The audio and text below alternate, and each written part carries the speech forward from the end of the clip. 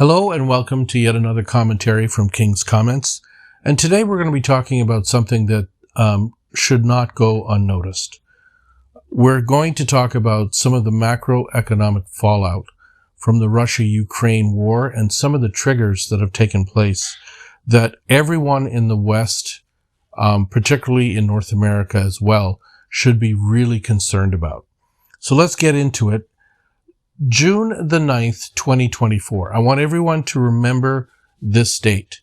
It's a date that hasn't been talked about in the mainstream media and hasn't been covered to the extent that it should, but it's going to have a lasting impact, in my opinion, and in a lot of other people's minds, with respect to the global hegemony moving forward around the world. June the 9th, 2024, I'll repeat it again, is a pivotal date, or was a pivotal date. And the reason why is because that is when the Kingdom of Saudi Arabia, which is the world leader in OPEC and the leader of the oil-producing countries in general, they made a decision that the rest of the GCC countries and OPEC have long wanted to do.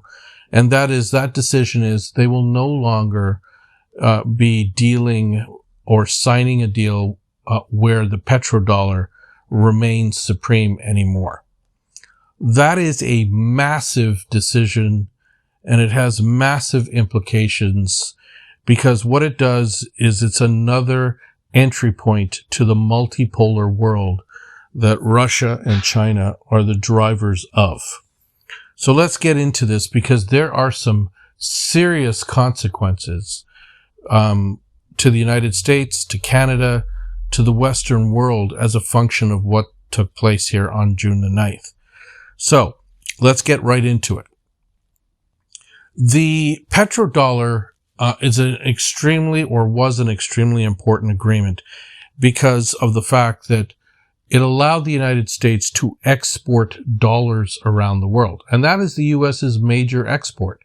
If you really think about it, countries have exports, their major exports that they export to everyone. What the U.S. exports to everyone, for the most part, is its economic engine. And that economic engine is represented through its dollar.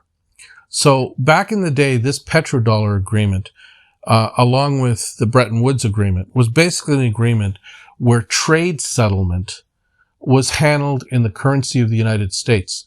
They were the reserve currency. And the petrodollar came on the heels of the Federal Reserve getting off of the gold standard, which allowed them to print money infinitum. And if you don't know what that word infinitum means, it basically means they could print as much as they wanted. And that's when the debt clock started running up. Okay, so the whole notion of printing debt or printing trillions upon trillions upon trillions of dollars was tied directly to the Bretton Woods and the petrodollar agreement because international trade settlement accounted for the majority of the U.S. economic engine because it allowed the U.S. government to print. And it also allowed the U.S. economy, by definition, to grow demonstrably during certain times of economic growth. Now, when we talk about the U.S. exporting its currency worldwide, this is significant because it's only lately that the United States has decided to weaponize its currency and use it in sanctions against specific countries. And those countries, prior to the time we're living in today, really had very little resources to combat the sanctions that they were actually going to have to deal with internally. So, for example, economies could go down, governments could go down if they weren't prepared to be able to handle the sanctions regime that the U.S. and its allies put in place. The fallout from the Ukraine-Russia war is that the United States and its allies decided that they were going to sanction the Russian government to death, thinking that it would cripple Vladimir Putin's government, perhaps even topple him, and allow them to be able to come in and control Russia or decouple Russia from China, because they've realized that if Russia and China became basically one unit, their hegemony was completely never going to happen anymore moving forward. And so what we're seeing that take place with the decisions that are being made in the West, as well as the decoupling of Saudi Arabia's agreement with the petrodollar. Now, what this basically means is that countries around the world that trade in oil and gas, that trade in wheat, that trade in all sorts of commodities, don't and won't trade in USD anymore. They can simply trade in their own national currencies, which is reflected in their own national growth. And a lot of that equity in receipts doesn't come home to the United States. So let me explain to you the conditions that creates within the U.S. economy. Because the U.S.'s main export is dollars, and that export consistently is dropping year from year from year, it creates a real problem because it doesn't allow the U.S. government to print as much money as it did previously. It also allows for more inflation to take place, which is systemic. So I want to get into this, but I don't want to spend too much time on the economics of it all. But what I can tell you is that most, if not all, of the printing press in the United States, a lot of that was covered in trade receipts. So what a lot of people don't know is that international trade settlement, because it was taking place in U.S. dollars, all international trade settlement, not just oil and gas, it created a situation that allowed for the Federal Reserve to be able to print whatever it wanted, because a lot of the equity they were collecting was coming from those international trade settlements. Now, what the war specifically did do was it hastened the demise of de-dollarization. And what we're seeing is an example of that take place between the largest landmass in the world. So the largest landmass in the world is not the United States, Canada, and Mexico. The largest landmass in the world is Russia, China, and those countries, the CSTO countries, that sit on their borders. Countries like Kazakhstan, Tajikistan. Now, while a lot of people may make fun of those countries as countries that are in the middle of nowhere, these countries are rich in natural resources. They're rich in natural gas. They're rich in everything you need to be in order to be able to export to countries that don't have it. So Russia, China, and this entire region is now conducting the majority of its trade no longer in U.S. dollars. By some accounts, Vladimir Putin, on his last trip to visit President Xi Jinping in China, indicated that about 90% of Russian-Chinese CSTO trade was taking place in the national currencies of Russia and China. And their objective moving forward is to close that to 100% and then move all of their banks on that system. So what does this effectively do? Well, what it effectively does is it creates a safeguard against U.S. sanctions. And part of the reason for Russia's economic growth and ability to drive its war machine during this whole process is that Russia has pivoted from the West, supplying natural gas, cheap natural gas to the West, and they pivoted to supplying what amounts to cheap natural gas to the East and to the global South.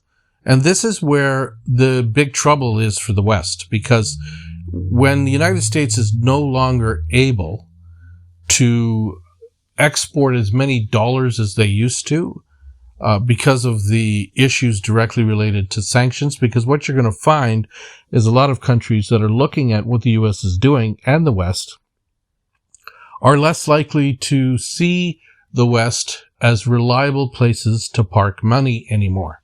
So you're going to see an exodus out of Western banks, from people that are now looking at this situation thinking, well, maybe if my country runs afoul of the United States, maybe they'll take my sovereign assets or take a country's sovereign assets and freeze them. So this whole idea is creating a real problem. And this is a real problem for the West because the West has major issues to deal with. Their economies depend upon, I'll repeat this again, their economies depend upon free and fair trade. And because of the fact that they've decided to execute this trade war with China, this proxy war with Russia through Ukraine, they've created a real problem for themselves because of the fact that the actual economic situation in all of the Western countries has gone from bad to worse. So what are we talking about here when we talk about the economic situation going from bad to worse? Well, let's just talk about this. In the Western mainstream media, you have people who are cheerleaders on these TV networks, and what they'll do is they'll talk about the jobs report. And they'll say, well, the economy grew by this percentage because it added this amount of new jobs to the economy. But they're not reporting the fact that these new jobs mean nothing because of the fact that inflation is so high that it's forcing people to get 2, 3, 4 jobs just to be able to make ends meet in a way that they shouldn't have had to previously.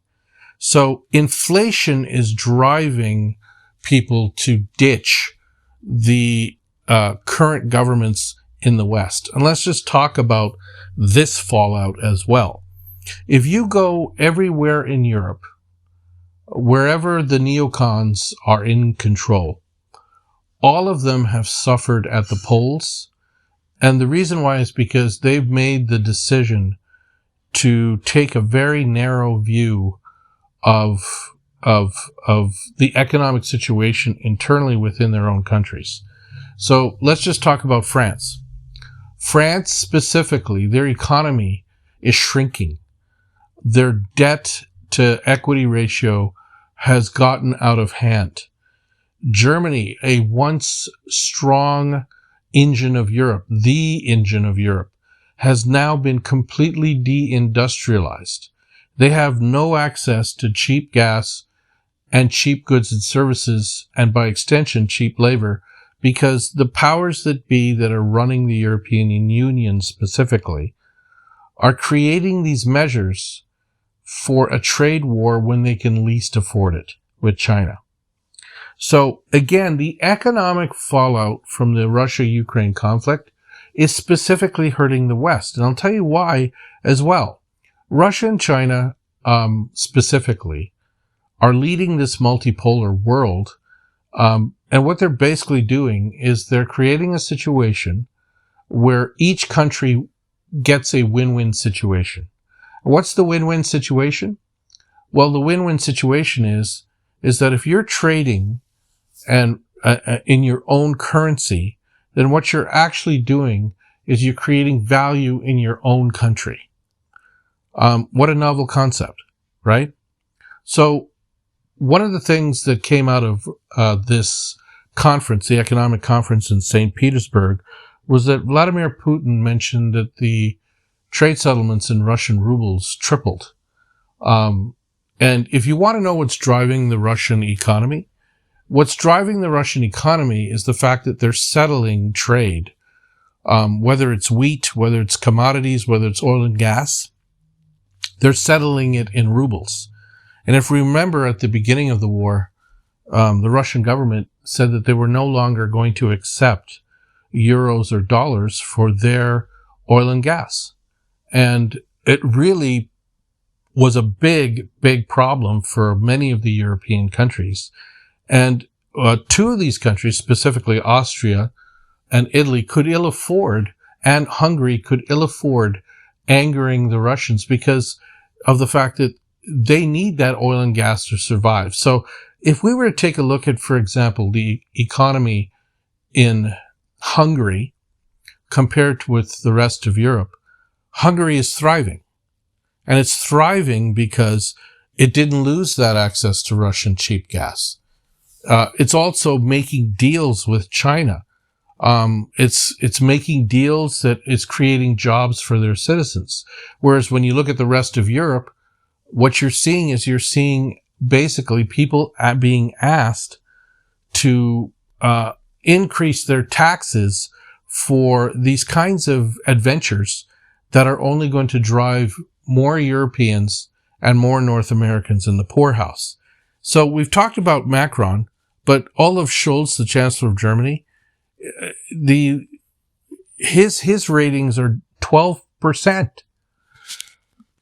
Excuse me. The Greens, the coalition that he works with, are at 4.9%. So it's pretty clear that with an election looming in 2025, that they will not be the new government in Germany. That's clear. Excuse me. And neither is Macron. This gamble of calling quick elections, it's going to backfire on him. And the reason why is because the polls are just too huge of a gap between him and the far-right party, Marine Le Pen. So I do see a clear way out now moving forward. You have in the UK a serious economic crisis developing here, and the current leader, Rishi Sunak, has been completely incompetent. He's gone out and spent billions of dollars, billions of pounds, trying to prop up Ukraine, but hasn't spent £1 in trying to develop the infrastructure in the UK to help citizens in the UK get better jobs, higher paying jobs. None of that has happened. It's almost like the leaders of these countries have decided to export their currencies to Ukraine at the expense of their taxpayers and their economic opportunities. Now you get to Canada and the United States. In the United States, we are clearly seeing a shift where there will be a new president in 2024. I'm going to make that comment right now because I've been watching all of the Electoral College YouTube sites, the nonpartisan sites, and everything is pointing to Donald Trump being the next president. And what's driving this has nothing to do with Ukraine, has nothing to do with anything other than inflation. Average Americans cannot afford to do the things that they were able to do even 5 years ago. Inflation is killing the United States. It's killing the average American, and you're starting to see people that were diehard Democrats deciding that they're going to vote Republican because of one thing. They have less money in their pocketbooks than they did prior to when Biden took office. So what's driving this inflation in the United States? Well, I'm going to tell you what it is. It's the de-dollarization around the world. And a lot of people don't want to admit that fact. It's not something that's being talked about in the mainstream media, but it's not anything that's internal that Biden has done internally to destroy the economy. I mean, there's some things he could have done that could have helped the economy with some increases in spending in your own country. So, for example, spending $61 billion, $100 billion on defense and spending it in Ukraine at the expense of not spending it in Lahaina in Hawaii, for example, or in building better infrastructure in your cities. These are all things that are coming to the detriment of the United States.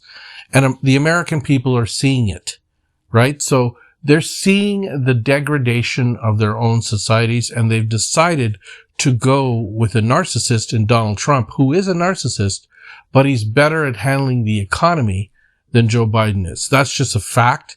And this is what people have come to the conclusion. This is why he's winning and garnering votes in once blue states that, to be quite frank, shouldn't even be close. So for my European friends that are looking at what's happening in the United States from a political perspective, trust me when I say this, Biden is not going to get reelected. He is completely finished, and even the Democratic Party knows that. And when you see minorities, a large amount of minorities in blue states deciding to go over to the Republican Party, that doesn't bode well for you. So I had to throw that in because of the fact that this de-dollarization is creating systemic inflation in the United States. And that systemic inflation, regardless of who the president is going to be very, very, very hard for the average Americans to have to deal with moving forward. And that's a direct impact of countries now taking their own abilities to grow their own economies using their own national currencies. Now let's talk about Canada for a moment. Canada is considered by most a very, very stable country with a very, very stable government and a commodities-based economy with people who, for the most part, get along with one another, and a very diverse set of ethnicities in the major cities. But what we've seen in Canada is we've started to see the cracks in that system. And you want to know why? We've seen the cracks in that system because inflation has come home to roost in Canada. It has come home to roost at the same time that high taxes have come home to roost. And for the very first time, we're starting to see a huge shift in the electorate when it comes to who will be the next prime minister. Mr. Trudeau, Justin Trudeau, will be completely defeated if he decides to run in the next election. His tenuous minority government will be unelected. The new prime minister there will be Mr. Poilievre, the conservative leader who has promised to roll back a lot of the legislation, the tax legislation, the capital gains tax legislation, the carbon tax legislation that this prime minister has heaped on this country at a time when the average individual can least afford it. Again, I want to make this point perfectly clear. This is not government's money. This is taxpayer money that the government is a custodian of, and taxpayers are being asked to bear the brunt of these issues in ways that they're incapable of doing because of the fact that they simply don't have the equity coming out of what happened during the pandemic.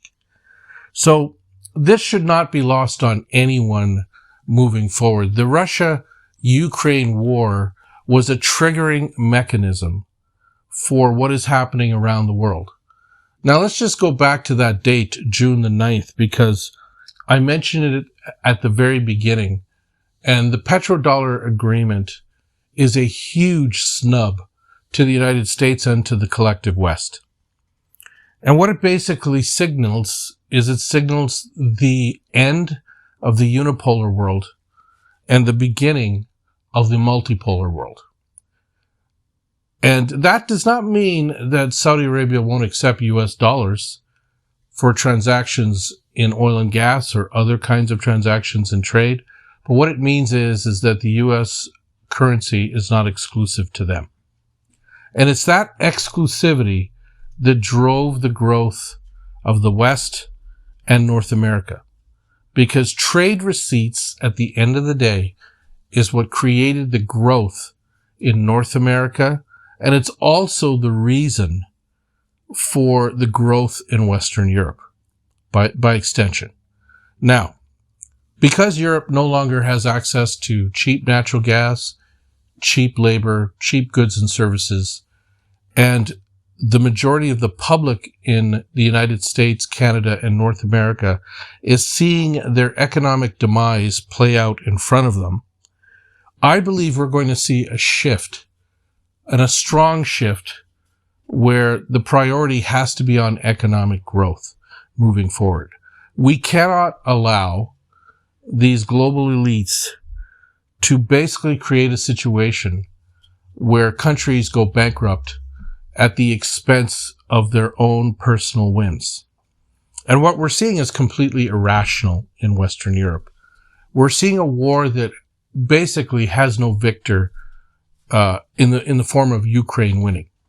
So why continue this nonsense? Why continue it at the expense of creating problems for your own taxpayers later on? I mean, once this war is over, and once Russia undisputably wins, then what happens? NATO has said, and the European Union has said, that they may not exist as a force. Well, I submit to everyone in this audio message right now that NATO is no longer a force today, because NATO, its very definition, implies that it requires unanimity to make its decisions, and it simply isn't unanimous in that regard. The European Union is likely to shift more to the right as more of these far-right parties gain more popularity, because the center-right and the left have screwed up so badly. And this is why I think, in my opinion, where I sort of personally cannot understand how the Greens and the left of center parties have messed up so badly. I mean, it's absolutely disconcerting to see the Green Party and the far left parties, particularly in Germany, for example, deciding to spend billions of dollars on a foreign country at the expense of their own citizens who don't have the luxury to be able to do and buy the things that they once did. The German economy is in shambles. And then you have the European Union deciding on its own that it wants to tariff the Chinese in what amounts to an upcoming trade war over electric vehicles, when they themselves cannot reach the quota point for electric vehicles in the European Union zone. They need China in order to be able to do that. And the reason for that is because the manufacturers in Europe, their cars are much more expensive. So I'm not here to get into what is quality and what is quantity, but what I am here to say is that the Chinese vehicles are conducive to people who can afford it, because it's cheap labor that built it. And so it's just a function of math. And if you decide that you don't want Chinese vehicles to enter the market because it's unfair competition, then at some point you've got to say to yourself, are you a capitalist? Because that doesn't sound capitalist to me. Okay, so in order to compete with the Chinese, there has to be a better way for European car manufacturers to integrate their manufacturing within China, where what you end up with is a multinational vehicle that's made in China but has components from Europe. So it satisfies everyone's interests and needs. But we're not seeing that. What we're seeing is this rush to basically destroy free trade in the West. And this rush to destroy free trade, in concert with the de-dollarization and China's creation of mBridge, which is a new payment system completely separate from the SWIFT system, is going to be the demise of the West. I've said this before and I'll say it again. This war, if anything, has driven Russia and China together. It's increased the level of trade demonstrably that no longer takes place in US dollars. It's also driven the global south, for the most part, in their orbit or sphere of influence. And that orbit or sphere of influence is an economic one. It's not a political one. Because the Russians and Chinese, no one is looking to them to model their political systems after. But at the same time, nobody wants to be told by the West how to run their governments or what social policies to enact, particularly in places like Africa.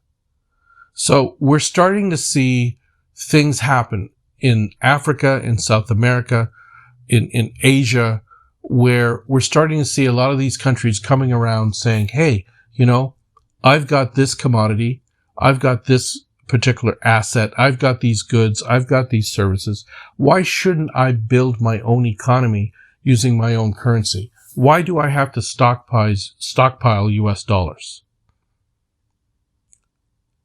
And that kind of thought is creating the parity in the world that the individuals in Washington are deathly afraid of. And when I say Washington, I'm also talking Ottawa, I'm talking London, Paris, Belgium, I'm talking all of these countries in the West. So the West is in decline. There's no question about that. American hegemony is completely in decline. And it's gone a lot faster than I would have thought. What this war has done, it has cemented its demise. And I think what's telling here is June 9th, 2024. The fact that Saudi Arabia, a traditional ally of the United States, suspended the petrodollar agreement indefinitely. This is huge. It is a massive development, and it creates or signals the beginning of systemic inflation in the West. And the West's leaders have to start thinking about how to deal with the decisions that are being made internationally to limit the export of US dollars. They have to start thinking about this, because if they don't, then people's own purchasing power is going to drop significantly. And it wouldn't surprise me to see Western economies looking like Argentina in a few more years if this keeps up. It's a dangerous, dangerous situation for the West. And if anything, what sanctions have done is they've moved more countries to working with Russia and China to develop counter methods, because they no longer trust the SWIFT system because it's been weaponized. So this Enbridge deal that China is working with Saudi Arabia and a host of other BRICS countries, it's a payment system that allows countries to be able to successfully trade with one another without having to worry about American sanctions. And countries like Iran, for example, countries like Venezuela that have always been on the U.S.'s bad side, these are all countries now that will find their sanctuary or safe harbor. And why did this have to happen? It happened because the United States decided to weaponize its export, its main export. And it's basically helped to secure its own economic demise. Now, are there ways around this? I'm sure there are creative ways that the next set of individuals that are going to come to the White House, as well as economists, can work out to ensure that things move forward in a very different way. But what I can tell you is that now's the time for countries like the United States and Canada specifically to start working on their own economies, to start driving their own engines of growth domestically. Domestically. And yes, I believe in isolation to the extent that the United States and Canada do not support sanctions, do not support wars. But I do believe that Canada and the United States, their cities, they have to start looking at growing their own cities, growing their own industrial base, making things again. Again, making America great again, that slogan that Trump uses, realistically, he never did that when he was the president. He didn't. Okay. The U.S. manufacturing base still dropped. Okay. The U.S. economy was slightly better, but it still dropped. We have to make things again. If we don't make things again for the world, the very least we can do is make things again for ourselves. The United States and Canada have to start making things again. And I go back to this trade, this deal, the pipeline deal between Canada and the United States that was nixed early on. This deal between the government of Alberta, building a pipeline all the way down to the United States. President Biden nixed it, and it's never been back on the table. If we really wanted to defeat Russia, at the very outset of this war, there was one way and one opportunity we had to do that.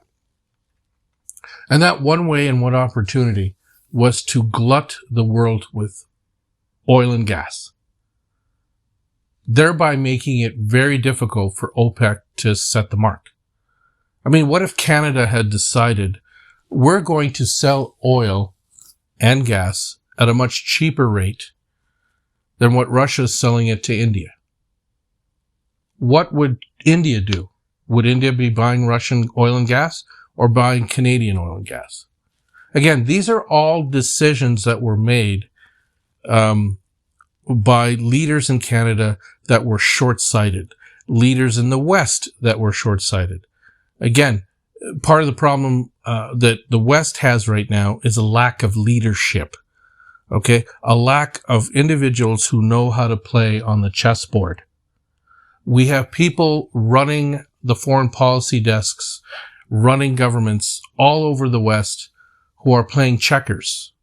They're constantly getting outmatched at every point. This is a serious situation, and I hope at the end of this audio message, people take stock of what I've just said here about June the 9th, 2024.